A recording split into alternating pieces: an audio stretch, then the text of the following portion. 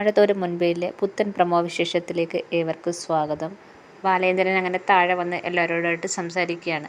അവക്ക് അതിനുള്ള അർഹതയുണ്ടായിട്ടാണ് ഞാൻ ആ സ്ഥാനം അവക്ക് നൽകിയെന്ന് എല്ലാവരോടായിട്ട് പറയുകയാണ്. അതുപോലെ തന്നെ ഏതോ ഒരു പുരുഷനും വഞ്ചികയായ ഒരു സ്ത്രീക്കും പിറന്നതാണ് അവളെന്ന് ബാലേന്ദ്രൻ അലീനെക്കുറിച്ച് എല്ലാവരോടും പറയുന്നു. പിന്നെ ബാലേന്ദ്രൻ രോഹിത്തിനോടാണ് സംസാരിക്കുന്നത്. രോഹിത്ത് പറയാണ്, എനിക്ക് എൻ്റെ അമ്മയുടെ സന്തോഷമാണ് ഏറ്റവും വലുതെന്ന് പറയാണ്. ഇങ്ങനെ ബാലേന്ദ്രനൊക്കെ പറയുന്നുണ്ടെങ്കിലും ഒന്നും മനസ്സിലാവാതെ രാജീവും ശിവേട്ടനും ഇങ്ങനെ നിൽക്കുകയാണ്. രാജീവ് വന്ന് എന്തോ പറഞ്ഞിട്ടുണ്ട്. രാജീവിൻ്റെ കരണത്ത് നോക്കി നല്ലൊരടി ബാലേന്ദ്രൻ കൊടുക്കുന്നുണ്ട്.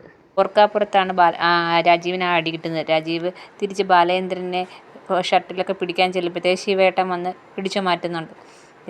എന്നിട്ട് ബാലേന്ദ്രൻ പറയാണ്, ഇനി ഇവിടെ ബാലേന്ദ്രൻ്റെ ഏകാധിപത്യമാണ് നടക്കാൻ പോകുന്നത് എന്നും പറഞ്ഞ് ബാലേന്ദ്രൻ അങ്ങ് പോവുകയാണ്.